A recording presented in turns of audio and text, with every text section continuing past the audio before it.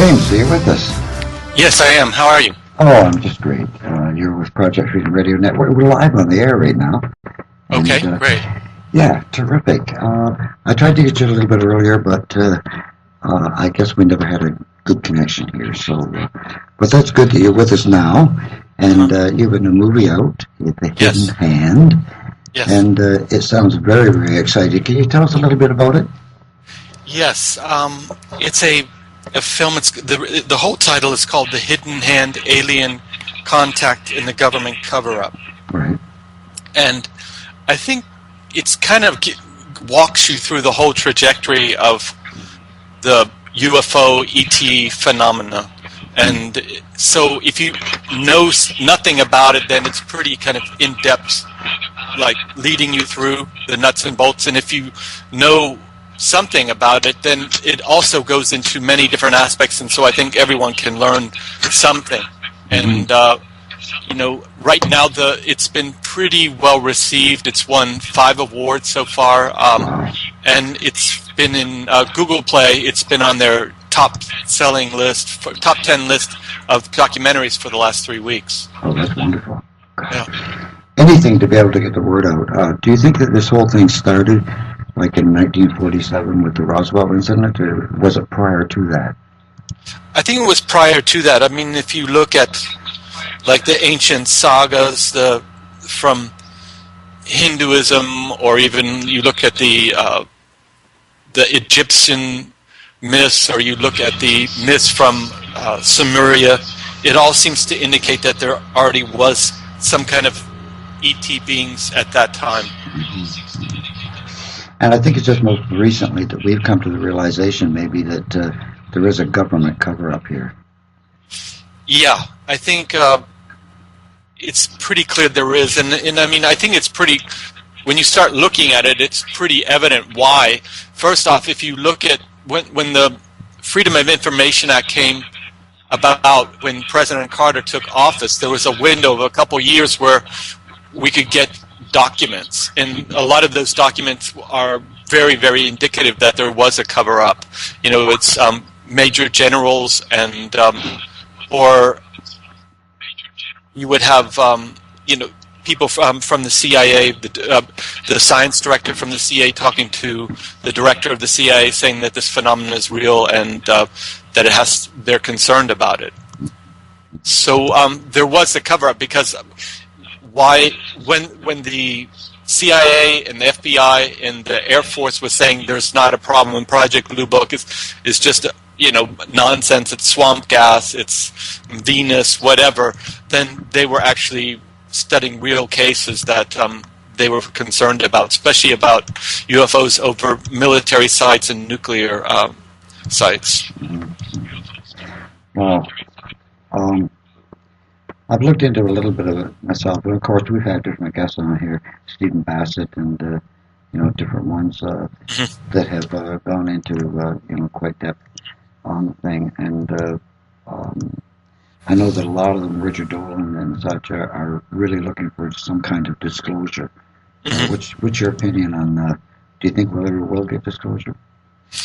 Yes and no. I think disclosure is already happening. It kind of looks like it's a slow opening. Like there's already 20 countries all over the world that are releasing their UFO documents, including Great Britain, Soviet Union, Canada, Denmark, France, Brazil, New Zealand. So it's pretty extensive. And so if you have like these countries releasing UFO documents, it's basically saying, without saying it, like, hey, U.S., we kind of know that you've got something too. And so in that sense, disclosure is coming about, but I don't think it's going to come about in terms of like the president coming on TV and saying, hey, we've had contact and we've known about it all these years, because in a way that opens up a bigger can of worms than not doing it. In terms of who is responsible for lying, who has the technology, what kind of technology, where did all this money go, and so there's actually a lot of criminal cases that could come against people of power if they were to reveal it. So I'm just thinking eventually it's going to come out, but it'll have to be a confluence of historical events that kind of precipitate it. Mm-hmm. More of a disclosure actually from the aliens. Well, they've had plenty of opportunity and they haven't done it yet. The aliens are very secretive in almost everything they do. So they take people, they contact people, a lot of times they wipe their memories, they give them screen memories, so they don't, people don't know what happened to them or where they've been, and, by all accounts, most ETs aren't interested in us knowing what they're up to. Mm-hmm. Mm-hmm. I found it very interesting. A while back I saw a documentary on this, and they were, I guess, comparing it to animals, like in a zoo, and not only in a zoo but in experiments. We probe animals and we stick them with needles and put helmets on their head and see what their brain waves are and all the rest of the stuff. And maybe the aliens are just doing that to us. Well, I think to some degree they are. I mean, they don't seem terribly concerned about how we feel about it, and and like we don't really care about monkeys. We don't really care about the cows we slaughter that we milk. A cow lives 20 years, but if we now with modern technology, the way we use a milk cow, it only lives 3 or 4 years because we just basically suck all that life energy out of it, and next. So I think there is a kind of a reflection there about what we do and how there's the golden rule: do unto others as you would have them do unto you. So we might have to re-examine that. Yes, I think we do have to re-examine that, taking a look at this planet and the way that it's going. I really appreciate and I love Bob Dean's stuff. I'm sure you know Bob Dean, but yes, I do. Yeah, he's a remarkable man, and I don't know, when I look at the alien contact or the alien issue itself, I take a look at different ones who have expressed that a little hard to bite on. Really want to believe, but I'm taking, let's say, I'll make reference to David Icke and the reptilian and shapeshifters and stuff like that. Is really hard to get your head around. But when you listen to somebody like Bob Dean, he seems so sincere in what he's doing, and well, he is sincere, and he's someone he says he's had positive contact. Right. So he's in a kind of a whole different way than David Icke. I mean, David Icke is kind of exposing corruption and secrecy and secret societies. He doesn't really even get into the ET stuff that much. I mean, he does get into the reptilian stuff because he thinks it's an integral part of our dynamic on Earth. I'm not sure about that, but I think it's more than like the shape-shifting. It's more like there's reptilians in a dimension that's very close to this one that are influencing people in power that have a genetic lineage that is more related to those entities, or somehow had some degree of genetics. I mean, that may sound far-fetched, but if you look at our history, in old ancient history, there is a lot of talk about wise serpents and reptilians that walked, and I mean, there is some kind of case for it, but I'm not saying that that's the truth. But in my film, I kind of just in broad strokes, I show what's out there, and I let the viewers decide what they're interested in or what they want to explore a little more. I don't ever say this is the way it is, because it's such a deep and broad subject that I think it's really hard to say this is the way it is. I mean, André Gide, there was a quote he said, and it was like, listen to people who are seeking the truth, doubt those who have found it. So that's kind of one of my mottos. Yeah. That's a good motto too. Yeah. I don't know. We've been looking at the alien contact, I guess. I've had the opportunity to investigate almost my past memories. It's they're not that clear, but I think that maybe I have had some kind of contact over the years, and I also believe that it's almost genetic. That my parents had contact and their parents had contact, and what's your feelings towards that? Well, it does seem to be generational. It's, when people are taken, they're picked because they have special capabilities, or because their lineage has already been used, like their father, their mother, their grandfather, their grandmother, their great, and so it does run in family lines. I know that I sort of have that. I believe maybe you do too. I don't know. That we've always been in contact. There's always been something. It depends on what we, how you refer to it as the Anunnaki, or different gods, or people who have come from outside this planet down here to tell us how to live. It seems that all our religions are that way. They're the leaders of, the majority of all religions on the planet are some entity that's off the planet. And, is that alien contact? Well, I mean, you can argue that, that's all we've ever had is alien contact. If we've been created by ETs, then they've somehow stewarded the whole project into being, and I don't know how hands-on they are anymore or not. I mean, that's a very interesting question, because like in the old myths, they talk them as living amongst us, and they were kind of like, they weren't even the kings, because they had the ones that were more half-breeds between the aliens and the humans would be like the kings or the divine kings, but they were gods. And, it was our job to work for them, to actually give them offering, to give them food. And, some people even, claim that we had to, sacrifice humans for them. Like that's the whole idea of sacrificing the firstborn, and the whole idea of, giving up your son came from that time. Right. I think the world is ready. I don't know how to put this. If there was a time that we needed some kind of intervention on this planet, it would be now. I think things are getting worse by the day.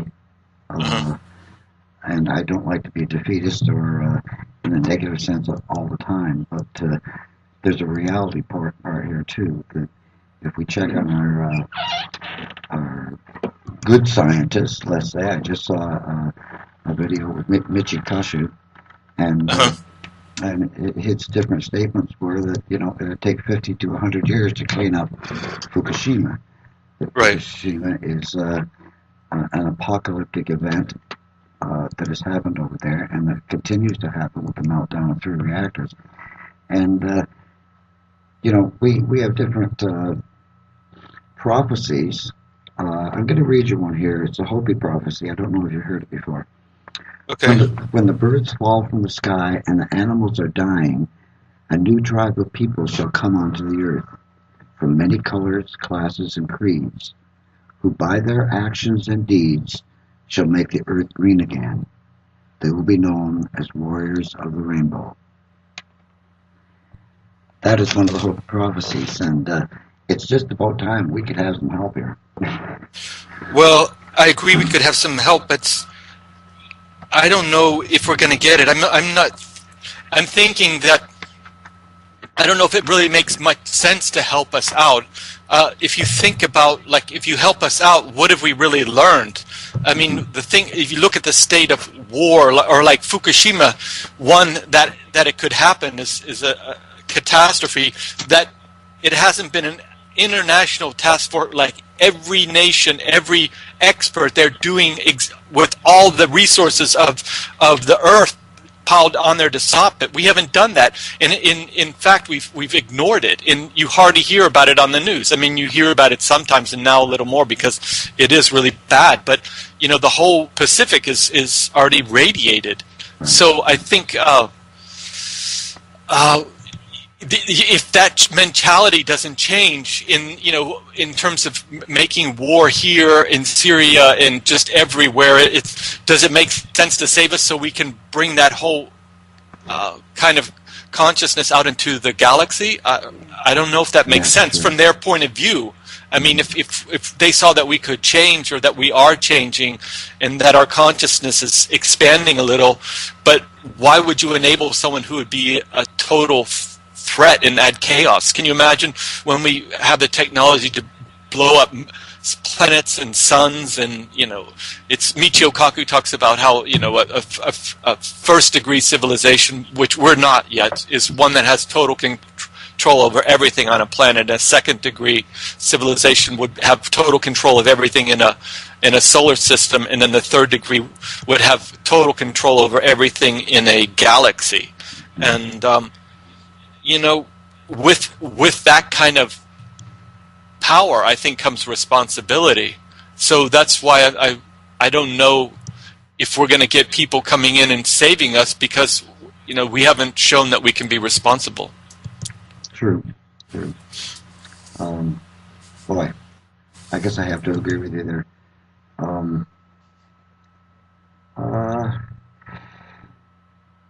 Somebody asked me about peace, and I just said, "Well, that's almost impossible." I don't think it's impossible. It's we just have to change our minds of how we do things. It's not impossible, and in part of the ways, it's like, what kind of state of mind are you in? Mm-hmm. Do you believe that this world is only competition and strife, or can you open up to a different way of living, one of cooperation? Because like if you look at evolution, everyone says that Darwin was right in that it was survival of the fittest, and actually that wasn't correct. What happened was it was cooperative. The societies or the species that cooperated were the ones that evolved.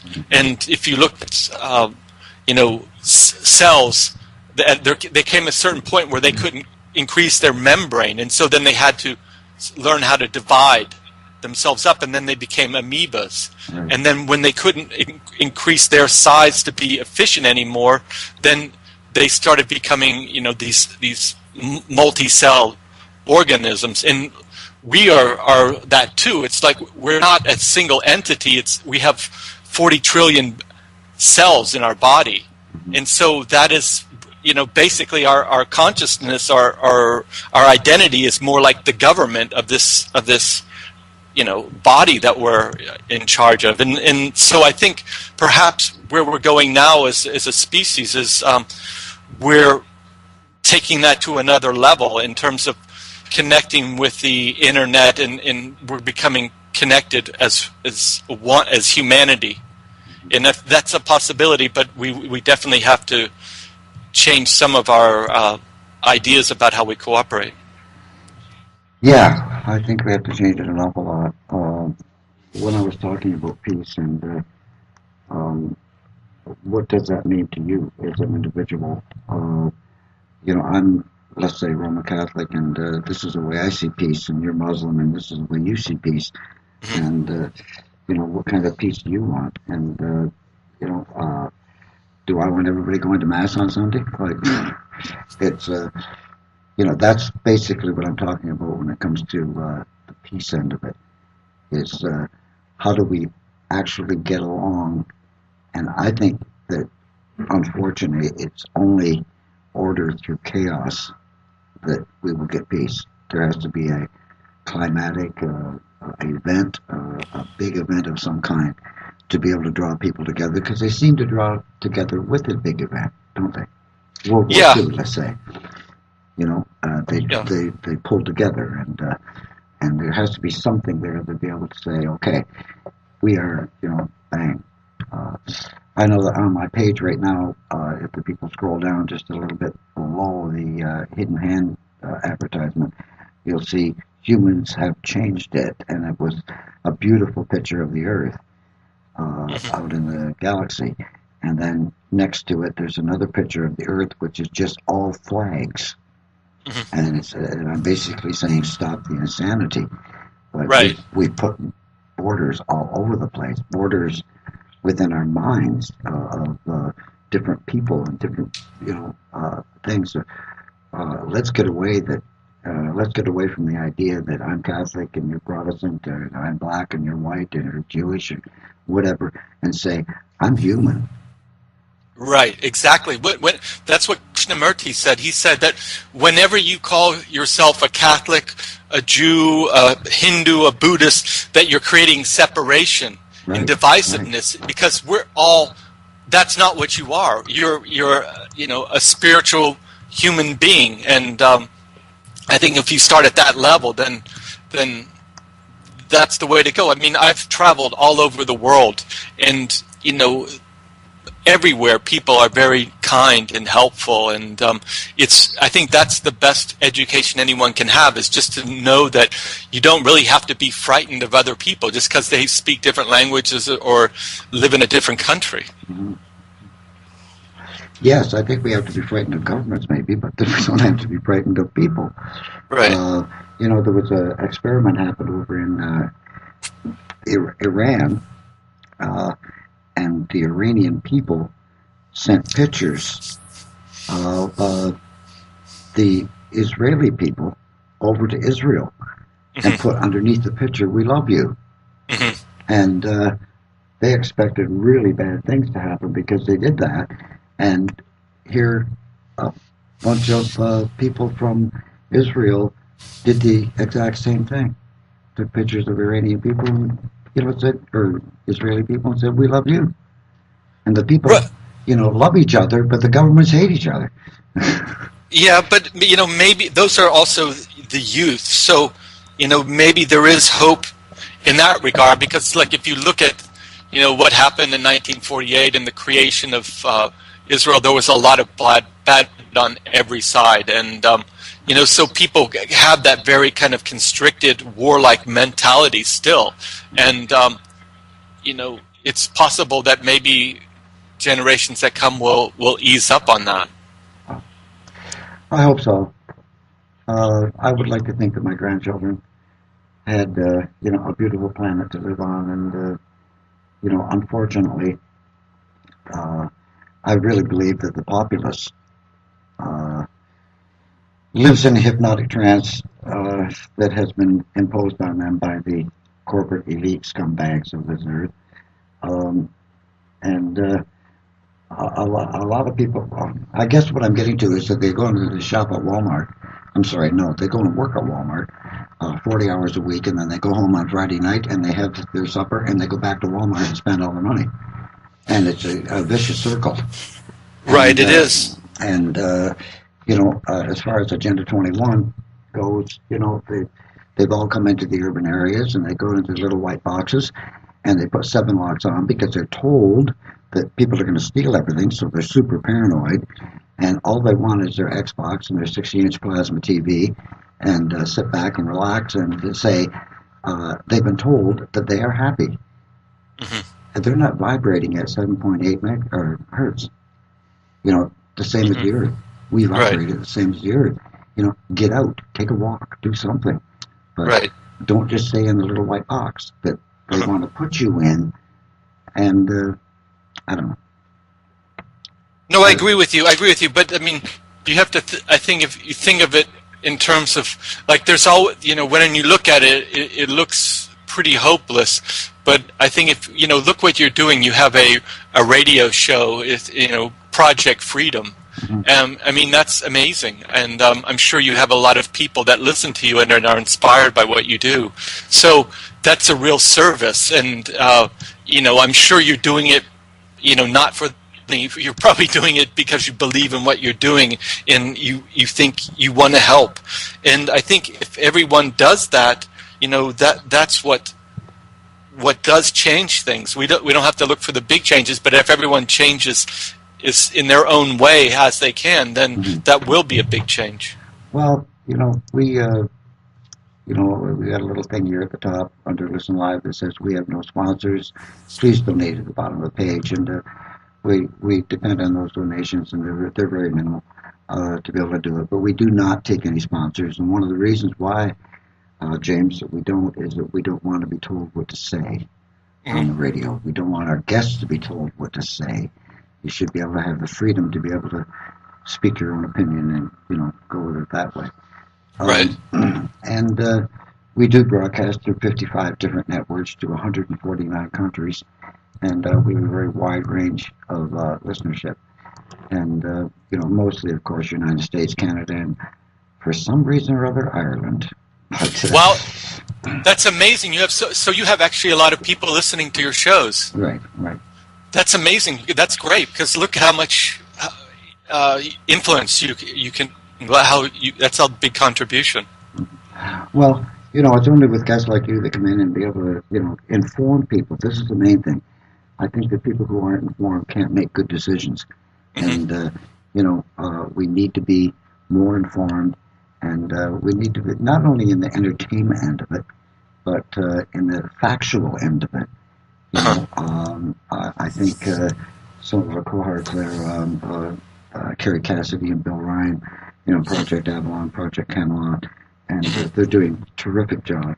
I agree. I love those guys. Yeah. I would like to meet them. I haven't met them yet, but I'd love to meet them. Oh, they're just fantastic people to, bring out into the mainstream. And I'm saying almost mainstream now. They're so popular on YouTube. And when do we stop saying that CNN is mainstream? Right. Because there's, I've seen different ones with 18, 19 million hits. So somebody's listening, That's incredible. Yeah, they're looking at the information from many, many different people. And these, Kerry and Bill are doing a fantastic job at picking the right people. I think that's a key thing, too, is to pick the right people and, get it out there. And back to your movie, beginning, middle, and end. Can you sort of give us a drift of what's happening within the Hidden Hand? Yeah, I can. First of all, I'll say that if you want to know anything more about the film, you can get it at hiddenhandthemovie.com. That's handthemovie.com, and then you can talk to me on Twitter or Facebook also if you'd like. And basically, the film starts out. Let me intersect just for a second. For anybody who's in the chat, because we have interactive chat here at Project Freedom too. Anybody who's in the chat, just go right below the chat, and you'll see a great big banner there that says "The Hidden Hand, James Carman," and Alien Contact and Government Cover-Up. Just touch it with your mouse, and it takes you right to his site. Okay, go ahead, James. So, it starts off and it says basically the phenomenon is real. There's something going on, and I have very credible people speaking, like Dr. Edgar Mitchell, who was the 6th astronaut on the moon, 2 PhDs from MIT, decorated war hero, and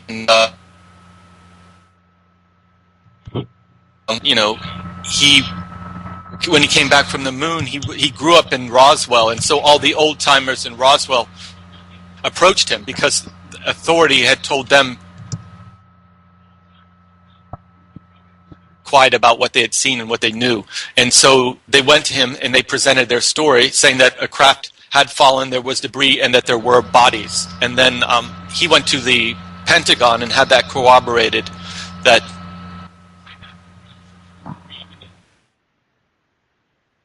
actually, in fact, did happen. And then I have Paul Hellyer, who was a Canadian defense minister, also making cooperation by contacts he had from the Pentagon. And, I have many people from the military that are also talking about their experiences. So,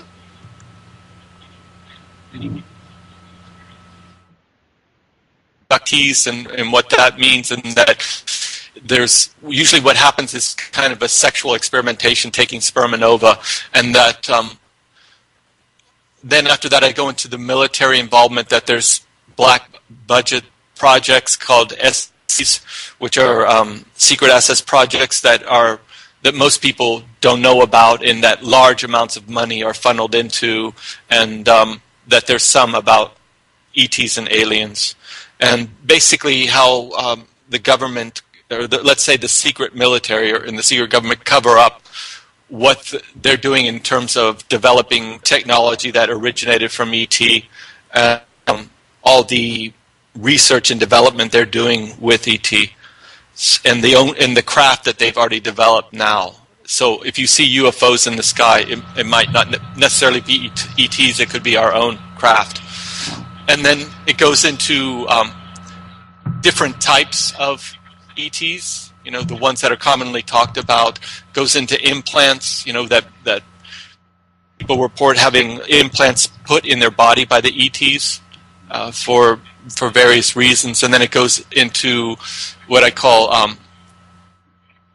the generational phenomena of this, that it is generational, and that then it goes into that some people claim that there is a hybridization going on, with that there are women who say that they were pregnant although they haven't slept with anyone for months, and then when they go to get their baby aborted or go to get their baby looked at by a doctor, then it's gone the next day. And this is a pretty common occurrence. And so there's a lot of women and men who say that they've had what they call hybrid babies that are half human, half ET, and that the whole juxt of this program is to make a hybrid race. And then I go into that there's people who have positive contacts and that say, that all the negative ET stuff is a bunch of hooey, and it's basically people have misinterpreted and just been scared. So they say that, the ETs they've been in contact with are very helpful and bring spiritual wisdom and want enlightenment for the human race. And so that's what you would call a contactee. And, I have quite a few, like Nassim Haramein talks about that, James Gilliland. I have Mark Brinkerhoff. I have Julian Michaels, kind of all saying that they've had very good contacts. And then I go into that there seems to be like a rogue part of the military that abducts abductees to find out more about what the ET is up to. And then I go into what's called exopolitics, is that there's a movement now where people are saying we need to build a political institution in terms of having a formalized diplomatic relationship with ET.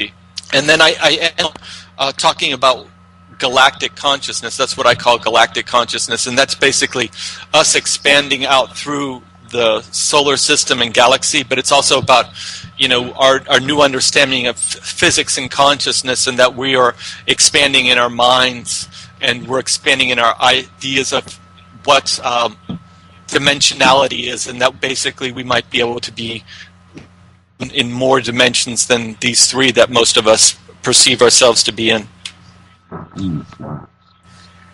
You mentioned the political end of it. I'm sorry.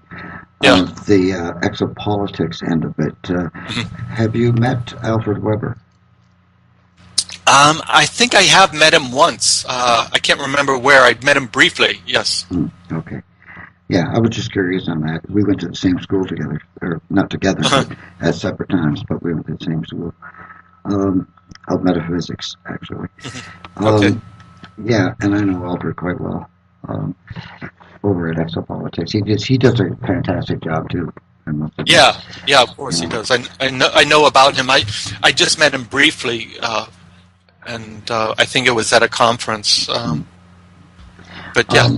Yeah, we were talking. You were talking about the benevolent end of it and the malevolent end of it, I guess. Of the effectees. Then you have people like Whitley Strieber, and it started out with Whit to be very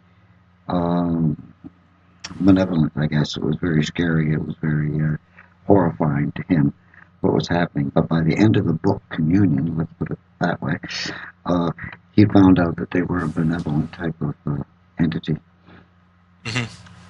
I don't know if I would make that interpretation. I mean, I think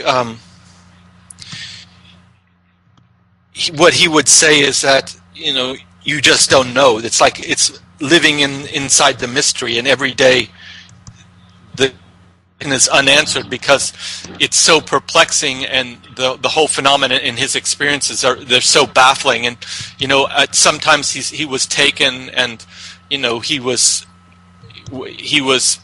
raped basically, and his sperm was taken, and then he had also experiences where he would willingly stay in a place where he knew that they would come, and interaction where he would have come away with knowledge and teachings from them. But I think, and I know him fairly well, I would say that he's never come out and said on one way or the other if they're good or bad. It's enigmatic in a way. Right. And I think that's kind of the way, we tend to always look at things in terms of good and bad, and for us. But it's like if you look at a giraffe, can you say it's a good or bad giraffe, or that the giraffe is bad for humanity or good for humanity? It's kind of just something else. Do you know what I mean? It's a whole different box. Although I think it was Stephen Hawking said that if ETs came to Earth, that it would be. I think that they would be more hostile, or could be more hostile, just because the animals that evolve in the food chain, they tend to be more predatorial.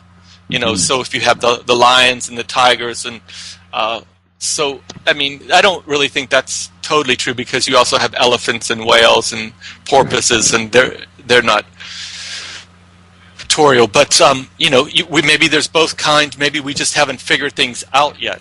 I think the biggest problem is that there's no real scientific credibility in studying any of this, and people are ridiculed, they lose their grant money, so people, credible scientists stay away. And when that's changed, then I think our understanding change. I've looked at the ET contacts, alien contact, and there has been so many people throughout the world who have, give testimony. And, prior to my retirement, let's put it that way,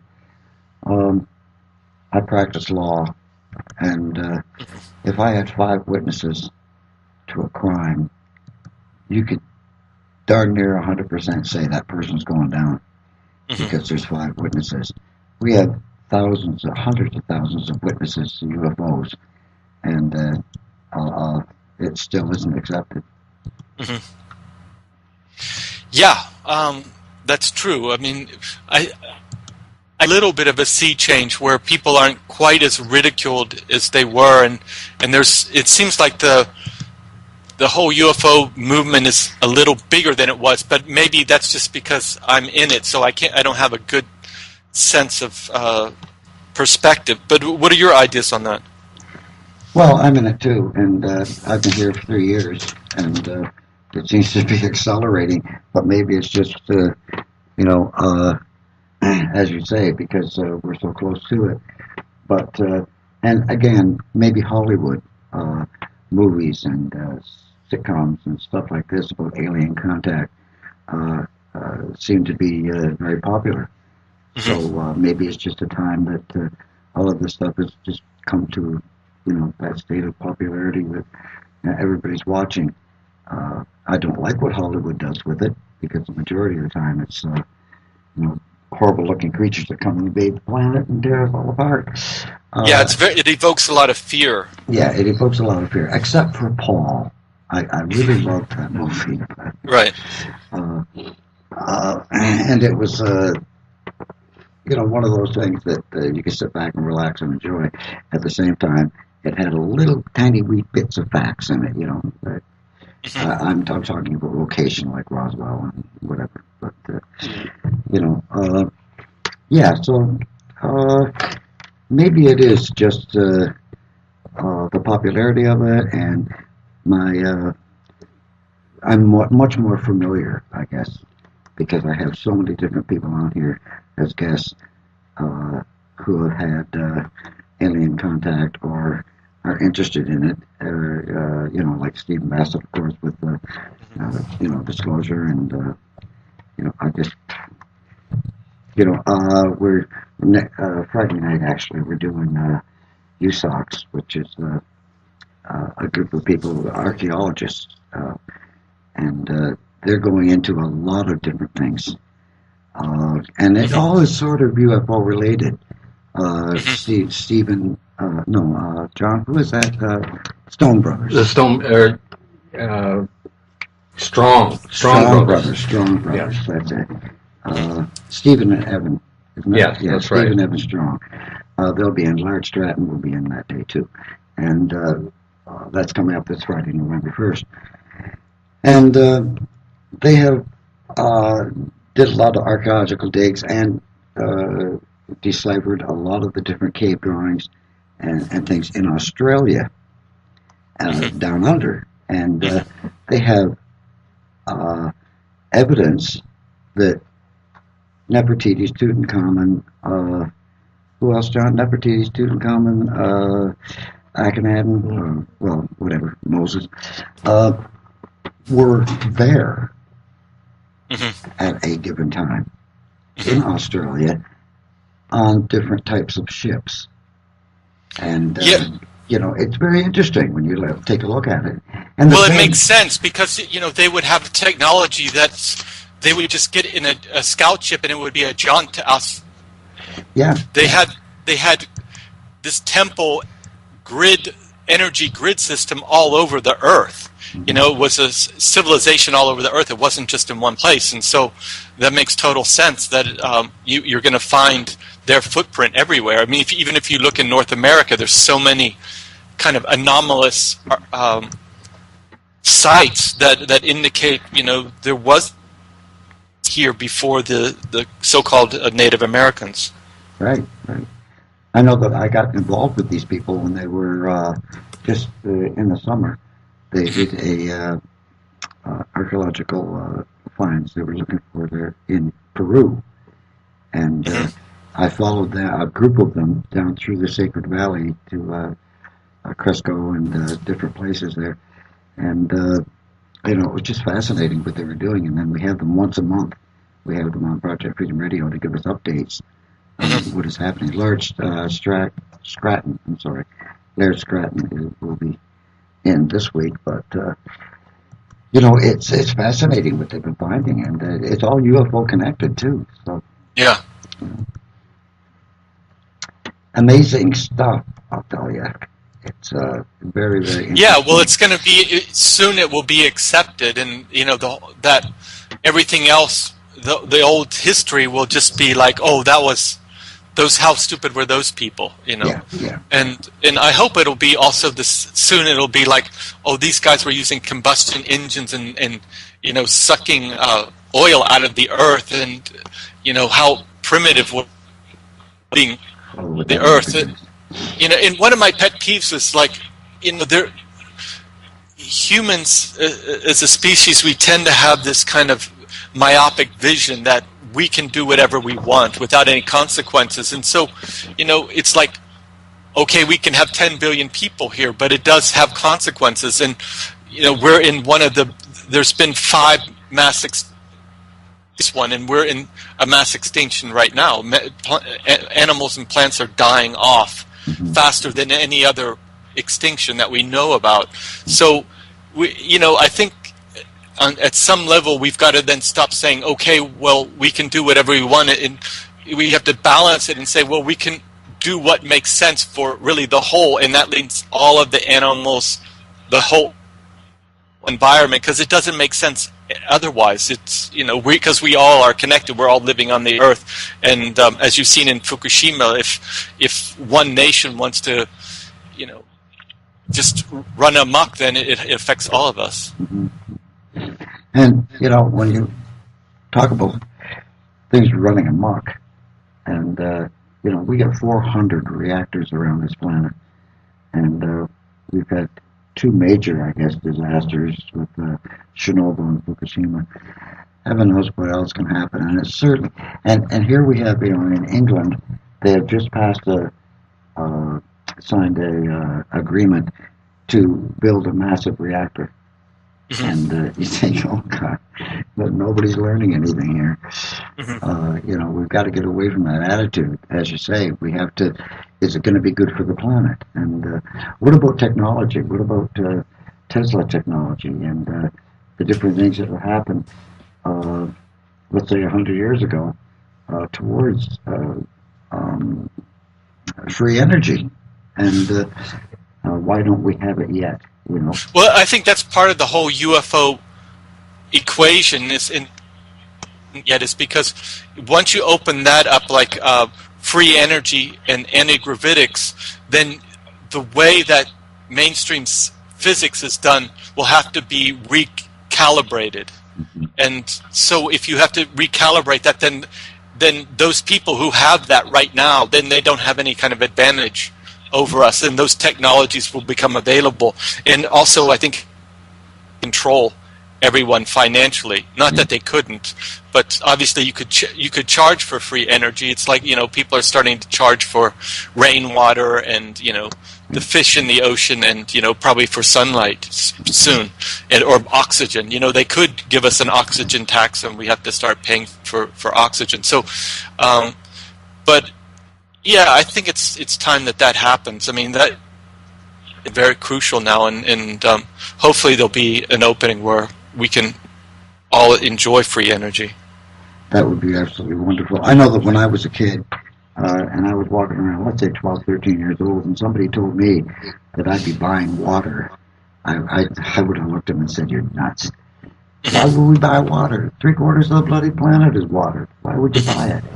And now when I go to the grocery store, I see nothing but people, filling the bottom of their carts full of 24 bottles of water.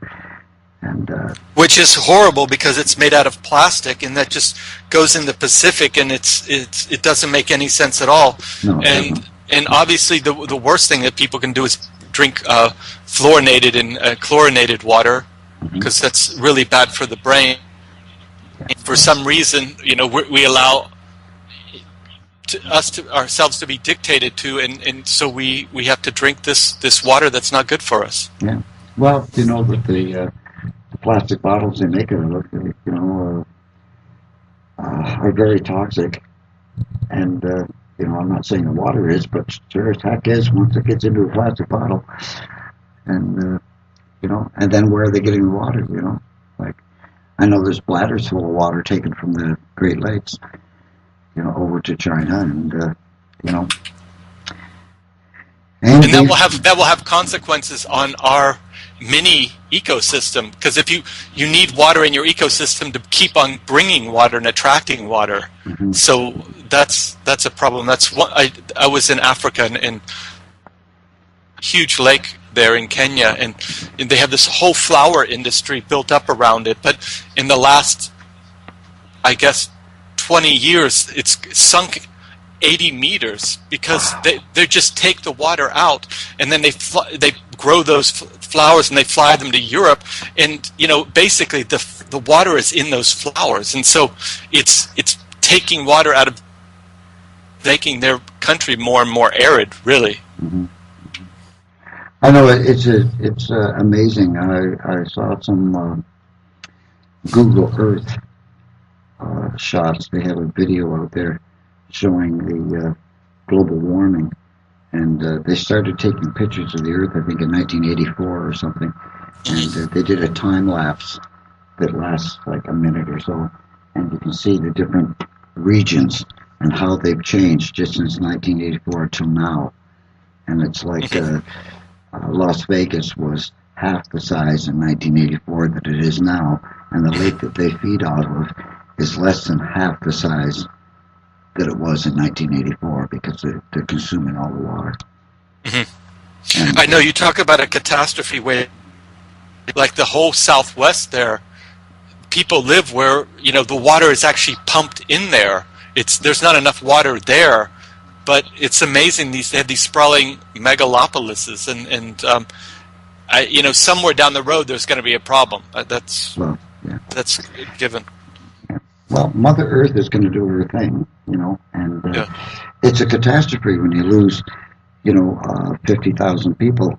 But if 50,000 people built their homes on the side of a cliff that is known to wash away through the rains, then you begin to wonder, shake your head, people. Don't build your house there. And I think that's just a rough analogy of why people build in floodplains and, against the side of a mountain and blah, blah, blah. Mother Nature's going to do her thing, and this is a natural thing for it to do. And then we've got the unnatural thing, which is the pollutants of the carbons and stuff that we're burning.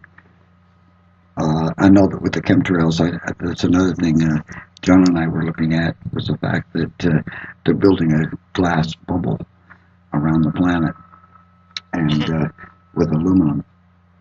And it is not, we can't exhaust any of the sunlight, what do you call it? I'm sorry, John. We can't exhaust the fumes that we're creating ourselves. So, Right. Yeah. So did you? Go ahead. An idea of why we're doing that? Do I have an idea of why we're doing it? Why we're making the chemtrails? Why we're creating a kind of artificial atmosphere? I was just discussing it with Darcy, one of our co-hosts here earlier, and I said, you know what? What if they started this way back when, and now they can't stop? If they stop, there could be superstorms all over the place because they got complete control of the weather, as far as I'm concerned, with HARP, and there's 18 different HARPs around the planet, and they're bluntly obvious. They announced the fact right on their site that the research project for controlling the weather, and that's one thing that it is, but I don't know. When I take a look at the different things that have happened on the planet, was HARP responsible for Fukushima? Was there a massive movement within the 3 points of the tectonic plate that come together at the tip of Japan, and which created a earthquake and a tsunami? Well, it just happened again. 2 days ago, there was a large earthquake in the same place. Wow. And it was interesting then, just yesterday, the Prime Minister of Japan came out and said that they were going to play tough with China and they weren't going to accept any Chinese authority in the region. And so I just looked at that and I wondered if there was a connection at all. I'm not sure. The tectonic, or not the tectonic, the situation over there, as far as I'm concerned, is escalating daily. Within the next 2 days, 2 or 3 days, I think we were looking it up. There's some typhoons that will be hitting that area, and that could cause, more damage. And now you just mentioned that there was an earthquake a couple of days ago, which I didn't know about for some reason or other. But it just sounds like again, it could be an apocalyptic event. And if it is, James, who would believe you? There is so much on the internet today, and people are so programmed, living in this hypnotic trance, that they are desensitized to all of it. It's happening in the other side of the world, so it doesn't affect them as far as they're concerned. And they can't see it, touch it, feel it, so it doesn't exist. That's true, but how many people listen to you on your program? I'm not sure. I haven't got any numbers. All I got is ratings of who we are beating. It's like we've got like many times we beat Rush Lombard coast to coast, Alex Jones, et cetera, et cetera. And, I can tell. Go ahead. So I mean that gets to back to my point. Is that I think a segment of people that are waking up and that are interested and that aren't oblivious. So, I think,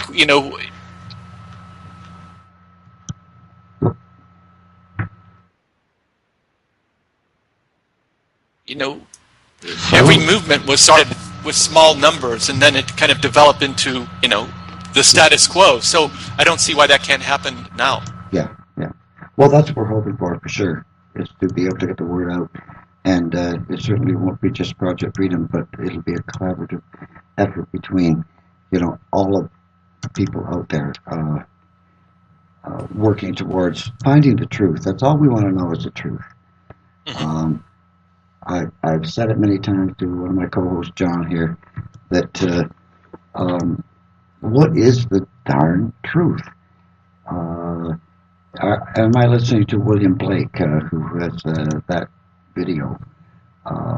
If I was to believe him, I better start stocking up food and getting, into my basement, sort of thing. How much of what he says is truth? And, I'm not familiar with him. Just give me an overview of what he said. Basically, he's the one that is saying that we are in an apocalyptic state. That within the next, month or so, the way that Fukushima is going, that there could be a major catastrophe in the northern hemisphere of the planet,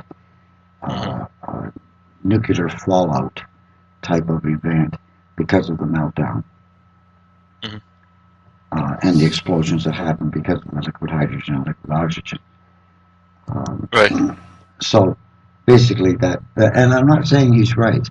I'm just saying what part of it is right and what part of it is wrong. What part of Bob Dean is right, or any of them that come out. Well, I agree that the consequences can be very, very good, and so that's why I think we should help Japan as much as we could. We can. I mean, in not just every single nation that has something to offer, we should just do it internationally. Yeah, definitely. Every nation in this planet should be focusing on Fukushima right now, helping them in any way. I don't care if it's financial or with ships to, they just raised the evacuation area to about 20 times bigger than what it was.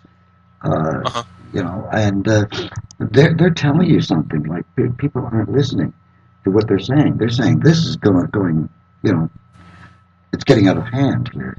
Right.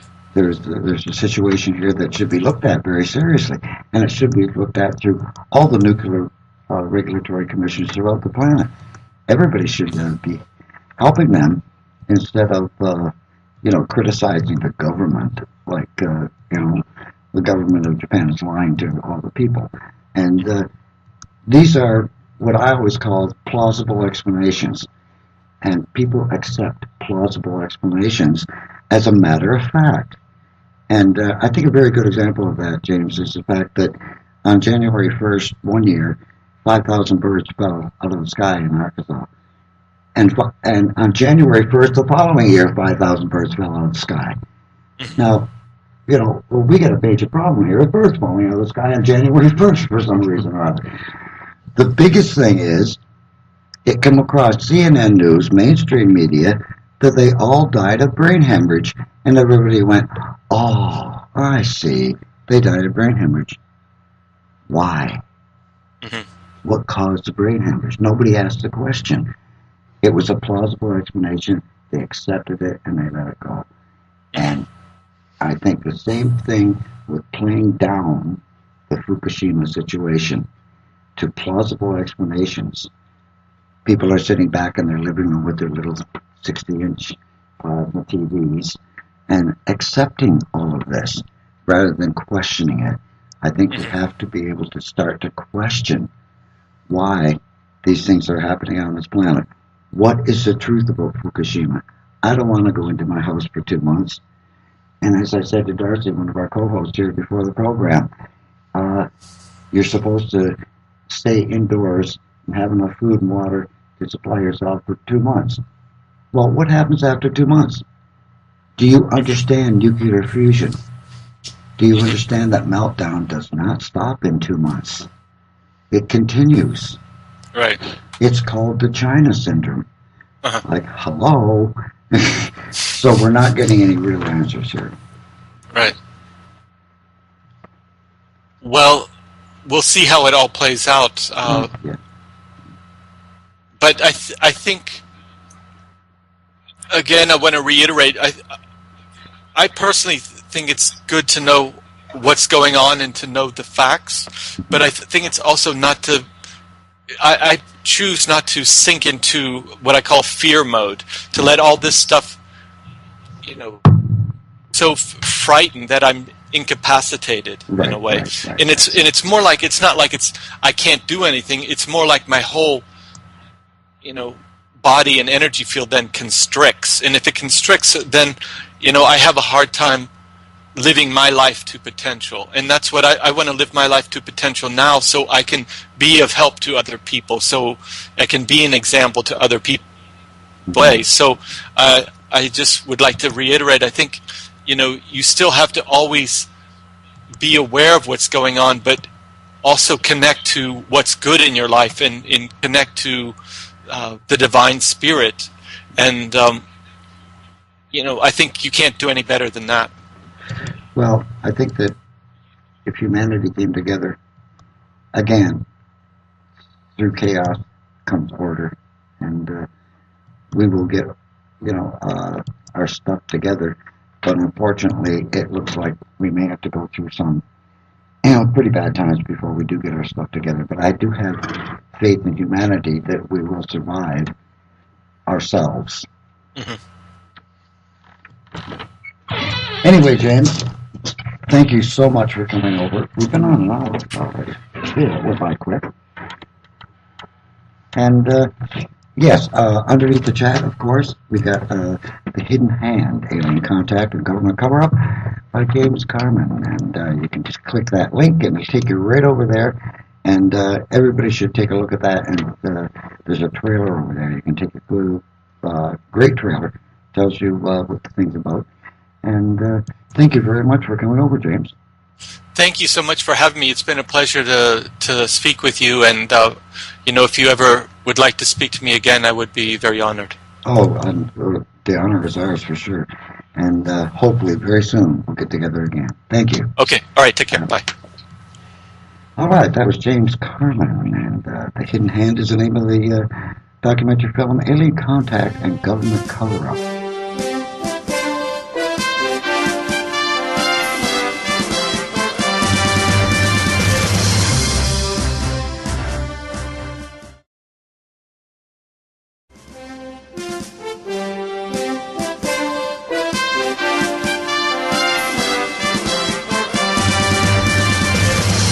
James, are you with us? Yes, I am. How are you? Oh, I'm just great. You're with Project Freedom Radio Network. We're live on the air right now. And, okay, great. Yeah, terrific. I tried to get you a little bit earlier, but I guess we never had a good connection here. So, but that's good that you're with us now. And you have a new movie out, The Hidden Hand. Yes. And it sounds very, very exciting. Can you tell us a little bit about it? Yes. It's a film. It's the whole title is called The Hidden Hand, Alien Contact in the Government Cover-Up. Right. And I think it's kind of walks you through the whole trajectory of the UFO ET phenomena. And so if you know nothing about it, then it's pretty kind of in-depth, like leading you through the nuts and bolts. And if you know something about it, then it also goes into many different aspects. And so I think everyone can learn something. And, right now it's been pretty well received. It's won 5 awards so far. And it's been in Google Play. It's been on their top 10 list of documentaries for the last 3 weeks. Oh, that's wonderful. Yeah. Anything to be able to get the word out. Do you think that this whole thing started like in 1947 with the Roswell incident, or was it prior to that?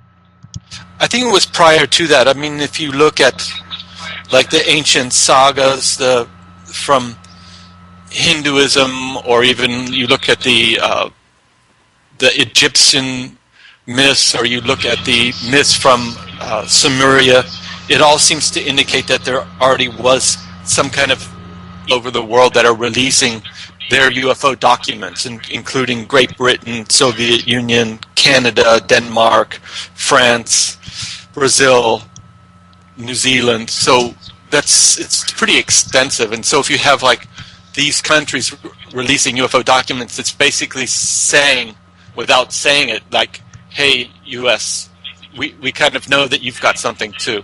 And so in that sense, disclosure is coming about, but I don't think it's going to come about in terms of like the president coming on TV and saying, hey, we've had contact and we've known about it all these years, because in a way that opens up a bigger can of worms than not doing it, in terms of who is responsible for lying, who has the technology, what kind of technology, where did all this money go, and so there's actually a lot of criminal cases that could come against people of power if they were to reveal it. So I'm just thinking eventually it's going to come out, but it'll have to be a confluence of historical events that kind of precipitate it.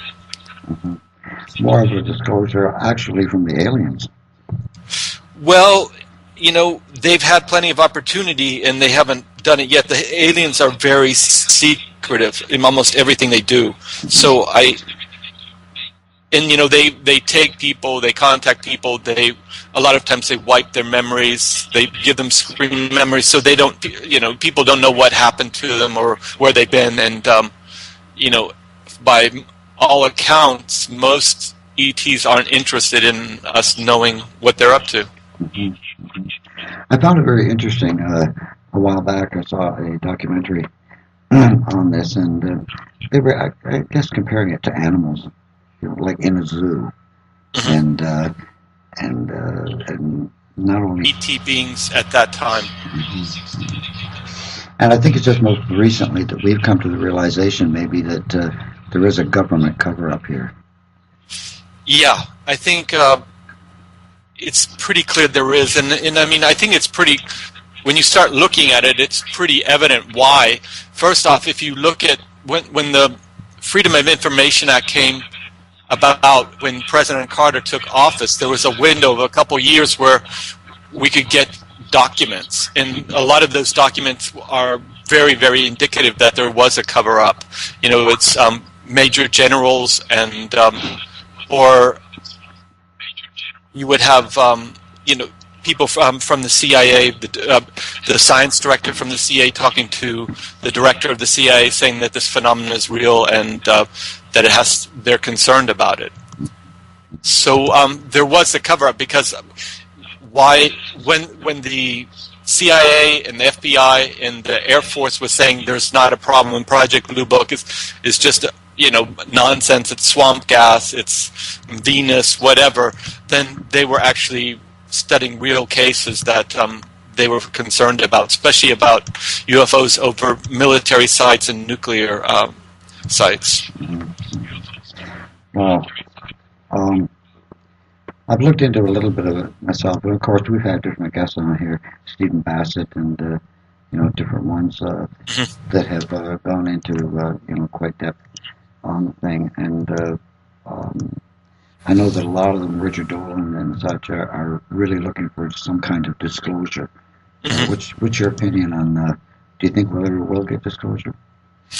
Yes and no. I think disclosure is already happening. It's kind of looks like it's a slow opening. Like there's already 20 countries. Someone he says he's had positive contact. Right. So he's in a kind of a whole different way than David Icke. I mean, David Icke is kind of exposing corruption and secrecy and secret societies. He doesn't really even get into the ET stuff that much. I mean, he does get into the reptilian stuff because he thinks it's an integral part of our dynamic on Earth. I'm not sure about that, but I think it's more than like this shape-shifting. It's more like there's reptilians in a dimension that's very close to this one that are influencing people in power that have a genetic lineage that is more related to, those entities, or somehow had some degree of genetics. I mean, that may sound far-fetched, but if you look at our history, in old ancient history, there is a lot of talk about, wise serpents and reptilians that walked, and I mean, there is some kind of case for it, but I'm not saying that that's the truth. But in my film, I kind of in broad strokes, I show what's out there, and I let the viewers decide what they're interested in or what they want to explore a little more. I don't ever say this is the way it is, because it's such a deep and broad subject that I think it's really hard to say this is the way it is. I mean, André Gide, there was a quote he said, and it was like, listen to people who are seeking the truth, doubt those who have found it. So that's kind of one of my mottos. Yeah. That's a good motto, too. Yeah. I don't know, we've been looking at the alien in a zoo, but in experiments, we probe animals and we stick them with needles and put helmets on their head and see what their brain waves are and all the rest of the stuff. And maybe the aliens are just doing that to us. Well, I think to some degree they are. I mean, they don't seem terribly concerned about how we feel about it, and like we don't really care about monkeys. We don't really care about the cows we slaughter that we milk. A cow lives 20 years, but if we now with modern technology, the way we use a milk cow, it only lives 3 or 4 years because we just basically suck all that life energy out of it, and next. So I think there is a kind of a reflection there about what we do and how there's the golden rule: do unto others as you would have them do unto you. So we might have to re-examine that. Yes, I think we do have to re-examine that, taking a look at this planet and the way that it's going. I really appreciate and I love Bob Dean's stuff. I'm sure you know Bob Dean, but yes, I do. Yeah, he's a remarkable man, and I don't know, when I look at the alien contact or the alien issue itself, I take a look at different ones who have expressed that a little hard to bite on. Really want to believe, but I'm taking, let's say, I'll make reference to David Icke and the reptilian and shapeshifters and stuff like that. Is really hard to get your head around. But when you listen to somebody like Bob Dean, he seems so sincere in what he's doing, and well, he is sincere, and he